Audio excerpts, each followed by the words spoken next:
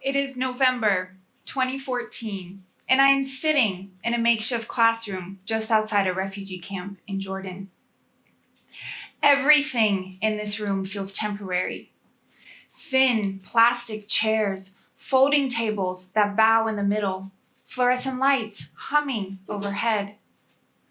Through a narrow window, a chain link fence wraps around the camp.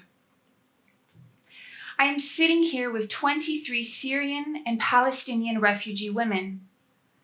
I am here as a graduate student on a 6-month internship recruited to teach career readiness skills. But nothing in this room is built for the future. The women's faces mirror it, empty, uncertain, impermanent.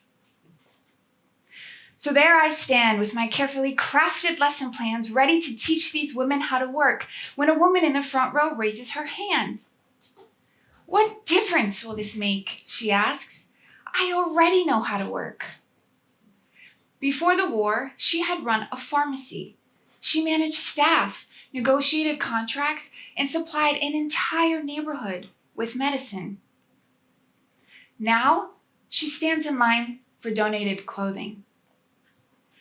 I feel jarred, embarrassed even. What am I doing here? These women don't need my printed slides on interview skills. They need someone to listen. They need safety. And most of all, they need agency. She did not start the war that uprooted her, nor did she draw the borders that trapped her, but she was living with the consequences of both. She knew how to survive inside the camp. What she did not have was a say in how the camp was run. You see, in many ways, refugee camps resemble prisons, not intentionally, but structurally. Both operate on restrictions, curfews, and routines that leave little room for choice. She understood the system perfectly, but that system had no way of understanding her. Another woman leaned forward and said, "The decisions about our futures are made in rooms we do not enter." I leave this classroom carrying a question I cannot shake. What happens when the people living the consequences are never in the rooms making the decisions? That question stayed with me. Today, more than 120 million people worldwide are forced out of their homes by conflict, persecution, violence, and disaster. As conflicts continue around the world, that number keeps rising. Those who cross an international border in search of protection may be recognized as refugees under international law. Behind these numbers are teachers, scientists, business owners, children, and parents, people who have rebuilt their lives more than once. What gets lost is not just who they are, but what we lose when they're excluded. In the United Kingdom, refugees generate an estimated £266,000 in economic value per person over time, paying far more in taxes than they receive in public support. Yet too often their value isn't fully seen because the systems meant to help them are built without them. For example, in the 1990s, Bosnian doctors who fled war spent years driving taxis because their qualifications were not recognized. In the early 2000s, Somali Bantu families who had farmed for generations were resettled in city apartment blocks far from any land. Today, across continents, refugee women are denied reproductive health care because programs are designed without their needs in mind. When every major decision is made for you, not with you, people stop seeing the mother, the pharmacist, or even the person. They see a category, refugee, a number, a case file, a spreadsheet. Over time, This top-down support can become control, and control drowns out choice, drowns out voice. My experience in Jordan was life-changing. I arrived thinking I would teach. Instead, I learned. Displacement doesn't just move people across borders. It moves people out of power. And I had seen this dynamic long before I stepped into this classroom. My mother fled the 1979 Iranian Revolution as a teenager. She packed 3 things: a Persian English dictionary, an English Persian dictionary, and a cookbook. 2 books to learn a new language. 1 book to remember what home tasted like.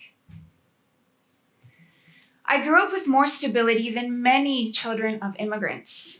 But displacement doesn't disappear just because you cross a border or change postal codes.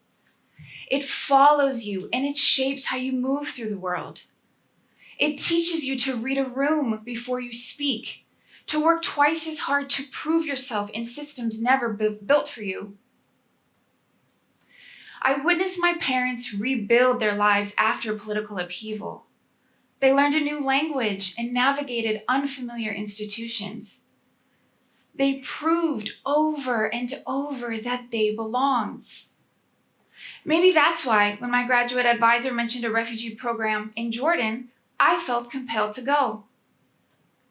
Over the next decade, I studied this work in graduate school and in law school and spent years working across refugee camps, resettlement programs, and policy spaces, operating inside the systems that help people rebuild their lives.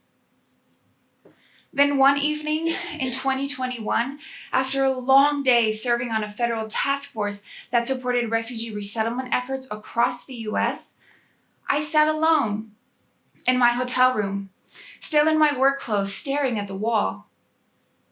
We had spent hours that day planning programming for thousands of families with thorough proposals and clear timelines. The intentions were sincere. But no one in that room had ever fled a war. No one had lived in a camp. No one had navigated the exact systems we were designing, and I kept thinking about that woman in Jordan, the pharmacist who understood the system perfectly, but whose expertise had no way to shape it. Everywhere I went, I saw it play out the same way. Well-intentioned systems that treated people as recipients, but never as architects. Most refugee programs follow this path. Funding priorities shape proposals, and reporting requirements define success. By the time a program reaches a community, much of its structure has already been decided. Refugees are invited to participate way later, through surveys, feedback sessions, and advisory panels. We provided solutions for people who were never part of defining the problem. So I stopped asking how to improve programs and started asking who has the power to design them. That's when I founded Crescendo, a nonprofit, to test a different approach. Our principle is simple. The closer you are to the problem, the closer you should be to the solution. Instead of building a program and gathering feedback later, co-creation begins with different questions, like, what are you actually experiencing? And what would a solution look like if you designed it? That decision may seem procedural, but it's structural. Consultation asks whether a program works. Co-creation asks how it should work in the first place. And co-creation works. When people help shape the systems meant to help them, they stay and they bring others with them. They build sustainable livelihoods, strengthen their communities, and create lives that expand far beyond survival.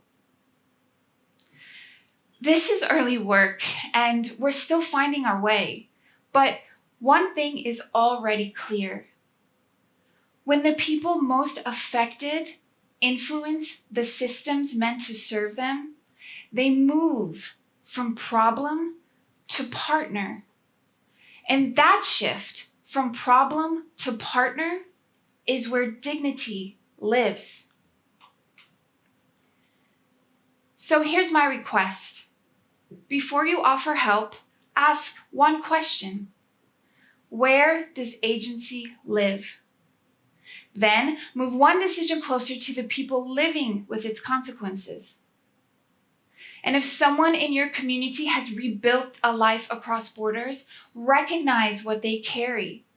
They bring languages, professional expertise, cultural fluency, and strategies for navigating instability that most of us will never face.